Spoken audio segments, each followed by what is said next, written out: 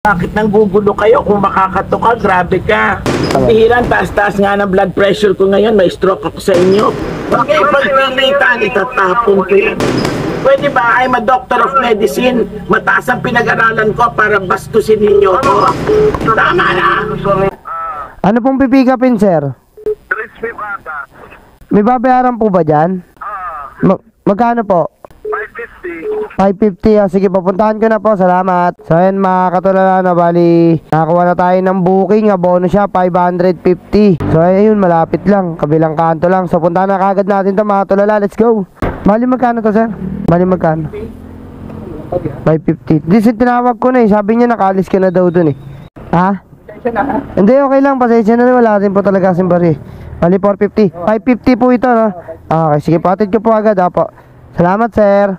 So, ayan mga katulala, no? Bali, kapag pagkain yung nakuha yung booking tapos abono, wag na wag nyong sasabayan. Alam nyo kung bakit, mga katulala, no? Kasi baka ma-experience nyo, no? Siyempre, na sinabayan nyo yung booking na abonong pagkain, tapos yung sinabayan yung book, nagantay kayo ng matagal sa pick up, or di naman pagpunta pa lang na traffic na kayo, no? Tapos syempre yung unang booking nyo na pagkain lalo na pag yan mainit pa, 'di ba? Tapos darating kayo sa customer natagalan niya kayo. Abono pa naman mamaya hindi niya yung kunin, 'di ba? In case na hindi na malamig, kasi hindi naman natin masasabi lahat ng customer marunong makaunawa. Hindi talaga recommended na pagkain sasabayan nyo. Napakahirap nun, lalo na abono. Kayo lang din yung matatalo kapag hindi kinuha ng customer nyo, no? Pag sinabi niya ayoko na niya kasi order ko hindi na ganun kainit, diba? May mga ganong customer, kaya mas maganda pag nakuha nyo, booking nyo pagkain, wag nyo na lang sasabayan. For safety purpose nyo na lang din yun sa pera nyo, no? Lalo na pag COD. Ayan mga katulala, mag-iingat kayo palagi sa COD. Pakinakagad natin to mga katulala. Let's go. Tao po. Tao po. Tao po. Tulog pa ata.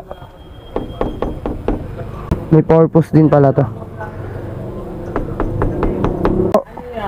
Crispy pata po. Hindi naman ako nag-order Sabi po nag-order daw po kayo. Hindi, last Sunday pa yan. Hindi ako nag-renew. Last Sunday? Wait lang po, tawagan ko lang po, mama. Hindi naman ako nag-renew ng order Bakit pinanong nila? Tawagan ko lang po muna. Lang namin Hello, sir? Sir, hindi naman daw po siya nag-order. Sabi ni doktora, last Sunday pa daw yung order niya. Wag daw ako nang gugulo, natutulog daw po sila Sabi niya, last Sunday, kinancel niya sa linggo na lang uli. Ito, wait lang pa. Ma'am? Kausapin daw po kayo. Last Sunday pa yan. Hindi ako nag-renew. Bakit ni-renew nang wala akong pahintulot? Ma'am, pwede kausapin niyo, ma'am? Hindi nga ako nag-renew. Nung last Sunday pa yan, hindi ako dapat nag-renew ako. Hindi naman ako nag-renew Bakit nanggugulo kayo kung makakato ka? Grabe ka. Nagagalit tuloy yung nasa taas. Sir, paano kaya to, sir? Ayaw niyang kunin, sir, pagkain pa man din. Ito, nagsabi kasi siya Ano ba yan? 730 po lahat. Kita mo, ang mahal-mahal. 550 lang dapat yan. Talagang totoo yan sinasabi ko. Last Sunday yan. Ma'am, bali po 550 po ito, tas may delivery. Kaya nga hindi naman ako nag-order ngayong Sunday. Last Sunday pa yan. Ba't pinagpipilitan nyo? Dapat nag-renew ang client nyo. Hindi naman ako nag-renew ng order Sir, Bakit ipinilit pa rin? Sir, narinig niyo naman po, di ba? Hindi naman daw po siya nag-renew. Last Sunday pa yan. Sabi po siya na cancel last week. Nagka-presyon ako sa inyo. Tapos, ang muli niyang message, cancel last week. Sa linggo na lang ulit, which is Tuesday. Sir, ayaw nga po, sir. Bali kasi si ma'am may high blood daw po siya. Natutulog daw po siya. Nakaka-istorbo daw po. Last Sunday ko pa order sa inyo yan. Hindi naman ako nag-renew. Bakit i-inon nyo? Kayo ang may kasalanan. Pagpihiran, taas-taas nga ng blood pressure ko ngayon. May stroke ako sa inyo. Kung makakatok itong taong ito, lahat na ng aso ng gulo dito. Hello, sir. Paano to, sir? Last Sunday yan. Hindi ngayong Sunday. Walang renewal mula kahapon hanggang ngayon. Bakit hindi Bakit nyo, tinuloy? Kausapin niyo po ma'am. Kinausap ko na. Gusto daw niyo po kayong kausapin ulit eh. Yung order ko na yan, last Sunday, hindi ba sabi ko hindi na ako mag-order? Bakit nirenew nyo nang wala akong pahintulot? Tapos ako nang pagpilitin nyo dito. Ang sinabi niyo po, last March 17, cancel po. Tapos sabi niyo, Sunday na next Sunday. O, kaya nga cancelled. Cancelled nga. Eh bakit tinuloy nyo? Hindi naman nire-renew ng tao. Dapat nire-renew. Ba't ka hindi tama yan? Pinitix niyo po sa linggo na lang uli. Alam niya, cancelled last Sunday. Sir, hindi ko na lang, Ang sir. huling message niyo, paki-cancel today, sa linggo na lang uli. Sir, wala ayaw talaga. Sir, ayaw talaga kunin, sir. Hindi, okay lang kung hindi niya kukunin. Gusto ko lang siya makausap kasi hindi rin tama yung ginagawa niya eh. Tama ang ginagawa. Nasaan na? Kasi hindi nire-renew ang order, pinilit nyo pa rin. Ma'am, sinabi niyo May pera ako. last May Sunday. pera ako para ano Okay. yan. Kaya lang hindi ko nirenew ang order ko last Sunday yan. Huwag niyo ipagpilitan, itatapon ko yan eh. Ma'am, sinabi niyo sa linggo na lang uli, nag-confirm po ako. Dapat nire-renew ng client nire-renew ng client ninyo. Hindi naman kayo tumawag o rumat para i-renew ko. Pwede ba I'm a doctor of medicine, mataas ang pinag-aralan ko para bastusin ninyo ako? Baka i-demanda ko Hindi kayo. ko kayo binabastos, ma'am. Ang after Tama na! gusto niyo, yung rider, oh. Sir, bali, sorry ko na lang kasi si ma'am medyo high blood po kasi baka ano pa mangyari. Sir, bali kasi malabo kasing kunin din ni ma'am eh. Sayang din naman yung tinakbo ko eh. Nag-deliver lang naman po ako eh. Kaya nga eh. Yan nga yung inaano ko dyan eh. So Marikina, sobrang layo talaga. Di ko alam kung paano ko ma-solve. Tigitin mo na lang yung TF sa kanya. Natatakot po kasi ako magsingil eh. High blood nga po si doktora tsaka baka po sinaraduhan na po ako ng pinto eh. Diba dati ka nang nag-deliver dito? Alam mo, ahaling coaching! Paano po kaya to? Di ko din po kasi alam yung gagawin eh. Nag-deliver lang ako. Unexpected din na ganun mangyayari. Sige, ganito na lang. Picture mo na lang yung bahay. Kasi balik pa na lang sa Marikina yun. Tapos na lang ito po. Sa pera, may pera ako. Kaya lang it's the principle of the thing. If I said next Sunday, dapat ni-renew. May sinabi man lang kagabi o itutuloy po ba? Ganon. Hindi, basta Opo. na lang, walang tanong-tanong kung itutuloy o hindi, basta na lang pinag-deliver. Eh siyempre kasi gusto nila magkapera. Opo, yun nga sir, ayaw na rin receivein ni ma'am kasi last Sunday pa po pala yung ano nyo.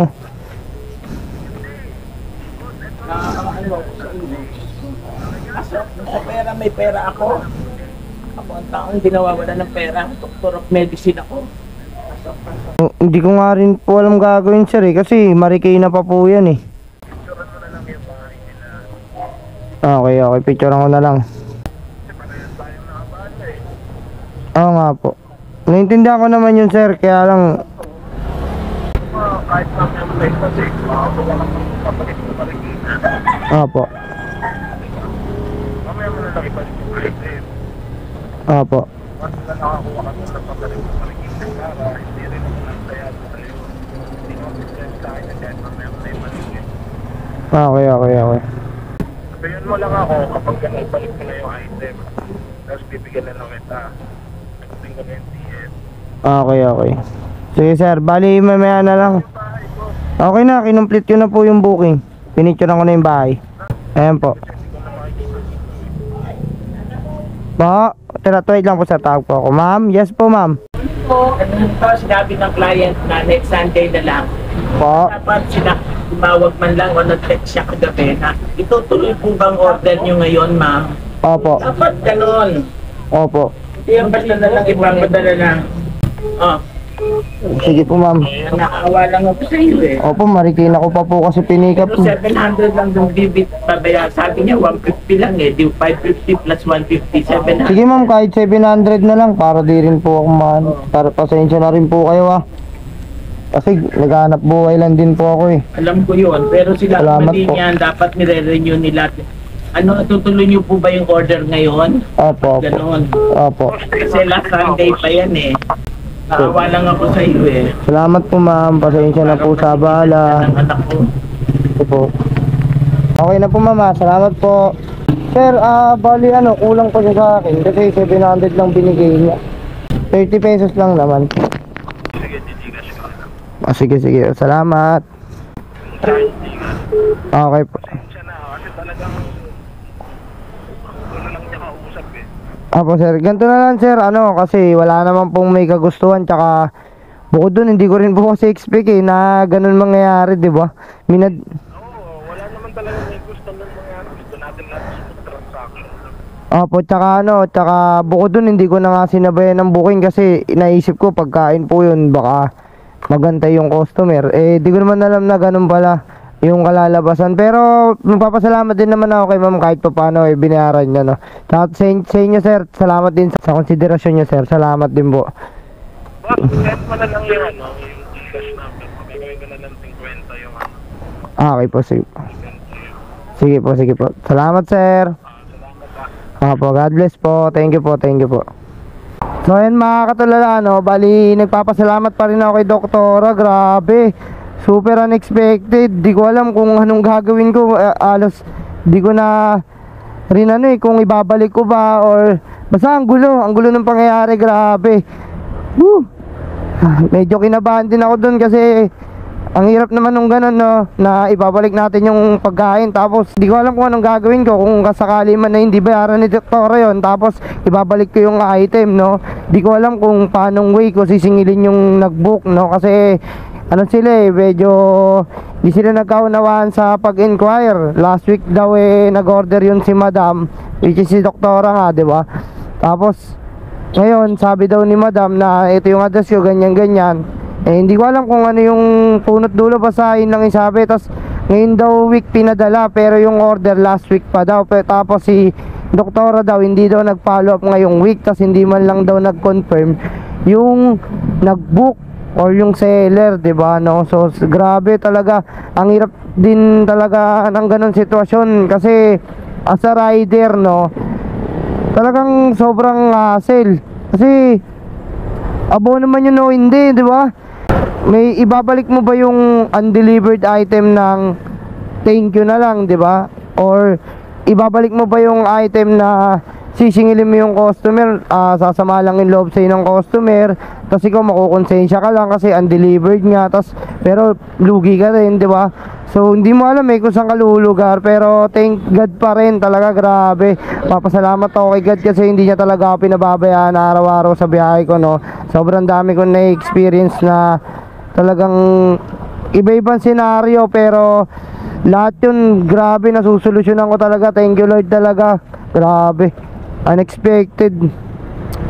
Ay nako, sana lahat ng katulad yung rider eh hindi nyo ma-experience yung mga ganitong bagay, no. Kasi iba yung pakiramdam. Yung feeling ko kanina talagang parang gusto ko na lang umiyak eh, no, sa pagtatalo nila eh, no. Kaso wala eh, kailangan nating matapos yung trabaho, do. Kailangan nating solusyonan, maging kalmado lang tayo palagi, di ba? Hindi tayo pwede sumabay sa init ng ulo ng drop off tsaka ng pick up eh, no? Tapos sasabay mo pa, edi wala na, labo-labo na talaga. Bandang uli, tayo pa ring mga rider yung ano, yung magkakargo ng lahat, no? So ayan mga katulala, no, bali unexpected ano na naman. Grabe. Sakto, nasa Quiapo tayo. Thank you Lord. Grabe, unexpected.